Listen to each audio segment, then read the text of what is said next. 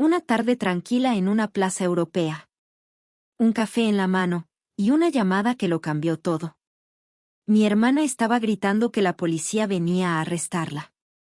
Porque había entrado a una casa que juraba que era suya. Lo que no sabía es que yo ya había vendido esa casa. Y en ese momento entendí algo brutal. Mi familia nunca me vio como una hija. Solo como un recurso. Pero ese día, desde otro continente, decidí hacer algo que cambiaría sus vidas para siempre.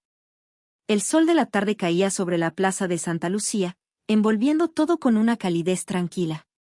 En mi mano sostenía una copa de vino blanco frío que contrastaba con el aire templado del lugar.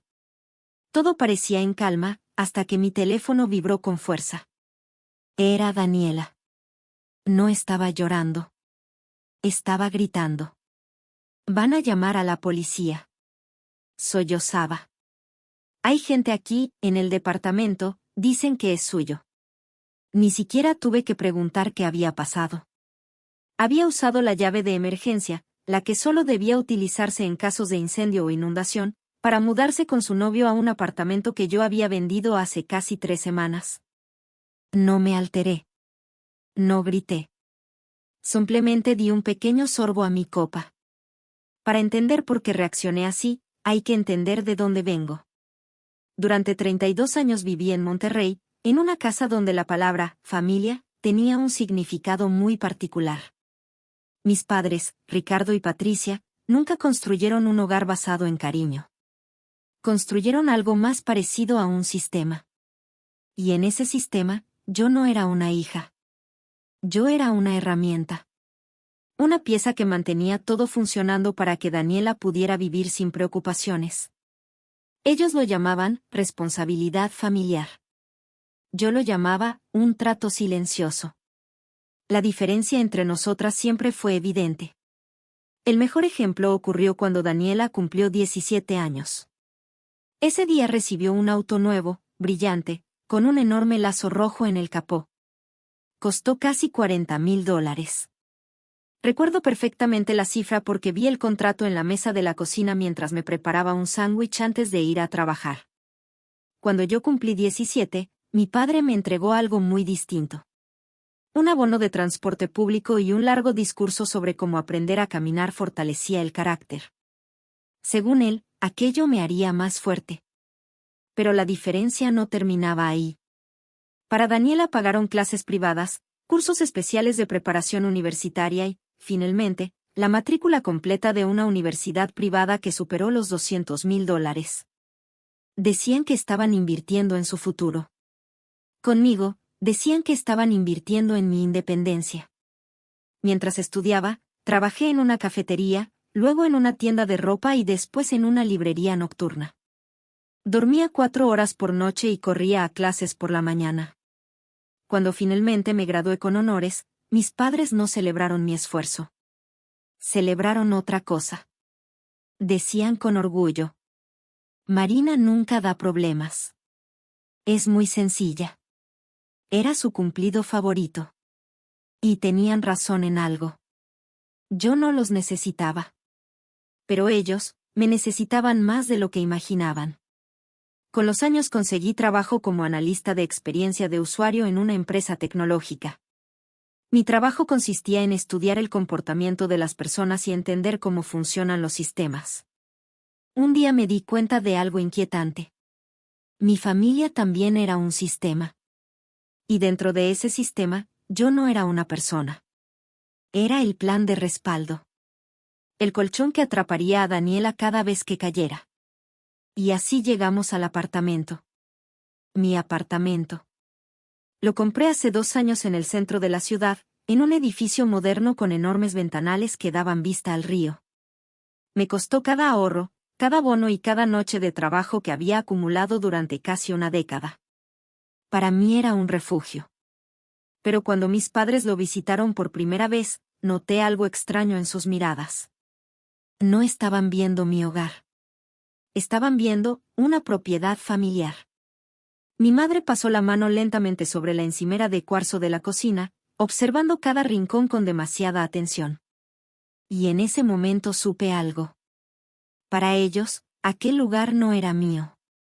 Era solo otra pieza del sistema. Mi madre siguió pasando la mano por la encimera de la cocina y suspiró. Es muchísimo espacio para una sola persona, Marina. Casi parece un desperdicio. Mi padre salió al balcón, observó la vista del río durante unos segundos y asintió con aprobación. Es una buena inversión, dijo. Siempre es bueno tener algo así dentro de la familia. No estaban viendo mi nombre en los documentos. Estaban viendo otra cosa. Una habitación extra para Daniela cuando se cansara de sus compañeras de piso. Un recurso que podrían vender si el negocio de mi padre atravesaba un mal momento. Un lugar al que podrían recurrir cada vez que la hija favorita necesitara algo. Por eso, cuando recibí la oferta de trabajo en Valencia, supe exactamente lo que pasaría. Si dejaba aquel apartamento vacío aunque fuera por unas semanas, mi familia lo ocuparía. Primero vendría el discurso emocional. Solo para que Daniela lo cuide. Después llegarían las cajas. Y en cuestión de días ella estaría cambiando los muebles y organizando fiestas. Fue entonces cuando entendí algo. La culpa que llevaba dentro no era natural. Era una jaula. Una jaula construida con años de presión, expectativas y sacrificios. Y había aprendido algo importante sobre las jaulas. No se abren. Se destruyen. La oferta de trabajo no era solo un nuevo empleo. Era una salida. Pero cuando leí el correo, mi primera reacción no fue alegría. Fue miedo. ¿Quién pagaría el alquiler de Daniela? ¿Quién arreglaría el ordenador de mis padres cada vez que olvidaran la contraseña? ¿Quién solucionaría todos los problemas? Ese pensamiento me hizo darme cuenta de algo incómodo. Yo había creado ese sistema. Durante años había pagado cuentas, solucionado crisis y arreglado errores. Mi eficiencia no había salvado a mi familia. La había debilitado. Daniela no era solo mimada. Se había vuelto completamente dependiente. Y mis padres habían dejado de actuar como padres. Habían delegado esa responsabilidad en mí. Sabía perfectamente lo que ocurriría si les decía la verdad. Me pedirían que conservara el apartamento. Solo hasta que Daniela encuentre estabilidad. Y yo sabía que, si insistían lo suficiente, acabaría cediendo. Así que tomé otra decisión. El silencio. Contacté con un agente inmobiliario discreto y pusimos el apartamento a la venta sin anunciarlo públicamente. Empaqué mis cosas por las noches, poco a poco, como si solo estuviera reorganizando el armario. Durante una cena familiar de domingo, mi madre preguntó: ¿qué harás con el apartamento mientras estés en Valencia? Mentí sin titubear. Contraté una empresa de administración de propiedades. Lo alquilarán a ejecutivos que vienen por trabajo. Una empresa. Frunció el ceño mi madre. Suena muy frío. Extraños viviendo en tu casa. Paga la hipoteca, respondí con calma. 2 semanas antes de mi vuelo, me reuní con Clara y Mateo. Eran una pareja joven de arquitectos. Sus ojos brillaban mientras hablaban de pintar una habitación para su futuro bebé y organizar cenas con amigos en el balcón. Ellos veían un futuro allí. Firmé los documentos. Les entregué las llaves. Y sentí algo extraño. Como si me quitaran un peso enorme del pecho. No era solo una venta. Era una liberación. No le dije nada a mis padres. Tampoco a Daniela. Subí al avión rumbo a Valencia con 2 maletas y un boleto de ida. Dejé atrás un apartamento que ya no me pertenecía. Y pensé que todo había terminado. Hasta que sonó el teléfono aquella tarde, me quedé sentado en la plaza de Santa Lucía, mirando la pantalla del teléfono. Los gritos histéricos de Daniela habían desaparecido. Ahora solo quedaba una voz temblorosa llena de pánico. La verdad se hizo clara rápidamente. Mis padres la habían llevado hasta el apartamento. Ellos mismos habían abierto la puerta. Habían ayudado a subir cajas a una casa que ya no era mía. No era que supieran que yo había mentido sobre la empresa de administración. Simplemente no les importaba si era verdad o no. En su mente, lo que era mío, era de la familia. Mis límites eran solo sugerencias. Respiré hondo y marqué el número de Mateo Herrera. Contestó de inmediato. Señora Ortega, dijo con la voz tensa. Su hermana está gritando en mi sala diciendo que esta casa le pertenece. La policía ya viene en camino. Está bien, respondí con calma. Póngame en altavoz. Escuché el movimiento del teléfono. Luego la voz aguda de Daniela llenó la habitación. No pueden echarme. Mis padres dijeron que podía quedarme aquí. Marina dijo que no había problema. Yo nunca dije eso, Daniela, respondí con firmeza. El silencio fue inmediato. Marina, su voz ahora era pequeña. Diles que es mi casa. Mamá y papá no son dueños de ese apartamento, dije lentamente. Yo lo era, y lo vendí. Escuché un jadeo al otro lado. Ahora mismo estás entrando ilegalmente en una propiedad privada. A lo lejos se escucharon sirenas. Señor Herrera, continué. Cuando llegue el oficial, dígale que confirmo la venta y que nadie de mi familia tiene permiso de estar ahí. Si se niega a salir, puede presentar cargos. Marina. Gritó Daniela. Mamá y papá te van a destruir. Pueden intentarlo, respondí. Durante los siguientes 20 minutos dirigí, desde miles de kilómetros de distancia, la expulsión de mi propia hermana. Escuché al policía revisar los documentos que había enviado por correo. Luego su voz firme. Señorita, tiene dos opciones. Salir por su cuenta o salir esposada. Daniela eligió la primera. Cuando la llamada terminó, no lloré. Pedí otra copa de vino. El sol caía sobre el río, pintando el agua de un dorado brillante. Sentí algo extraño en el pecho. Ligero.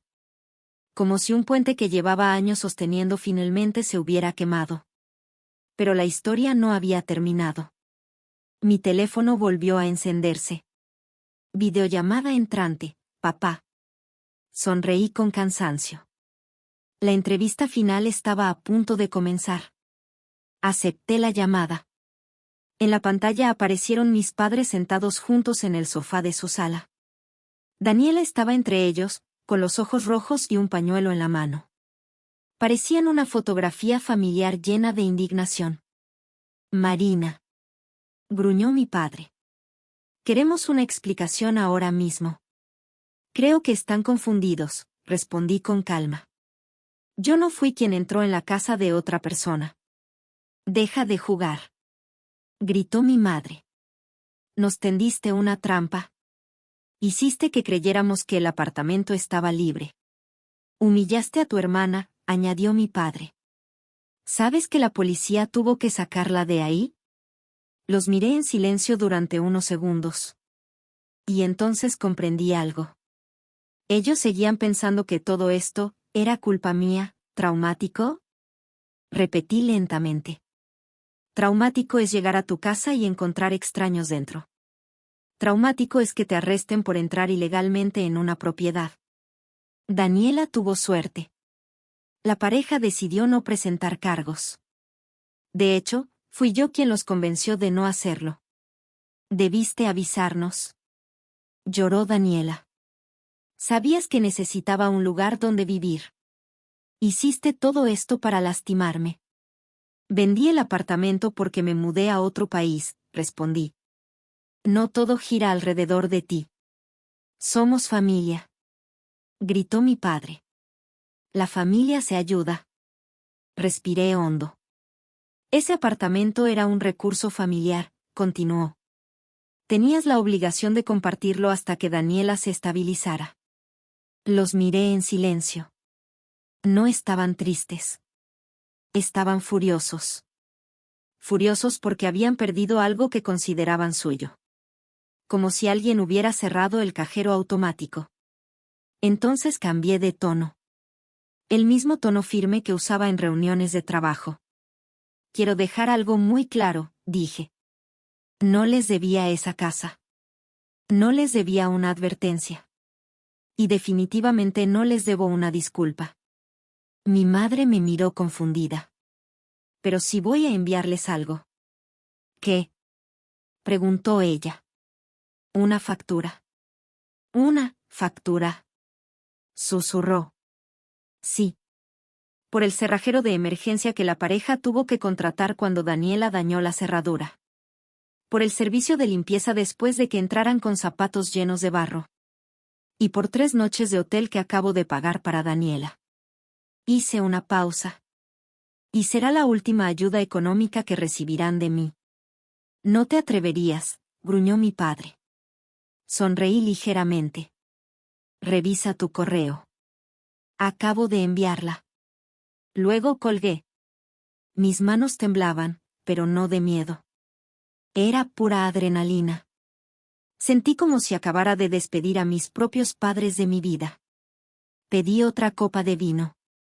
El sol descendía lentamente sobre el río, proyectando largas sombras sobre las calles de piedra. Pensé que lo peor había terminado. Pensé que había ganado.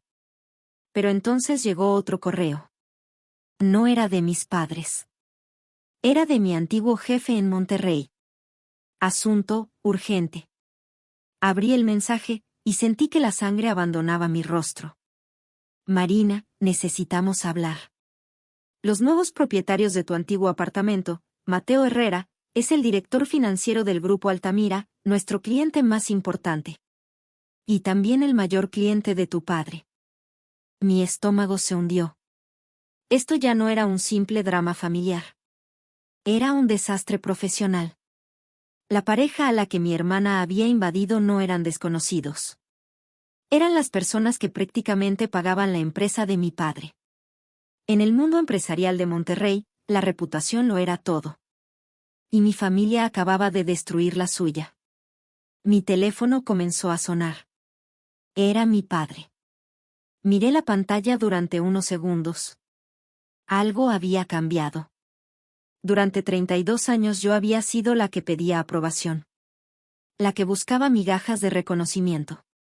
Pero ahora. Yo tenía la única cosa que podía salvarlo. Contesté. Marina, dijo mi padre. Su voz era irreconocible.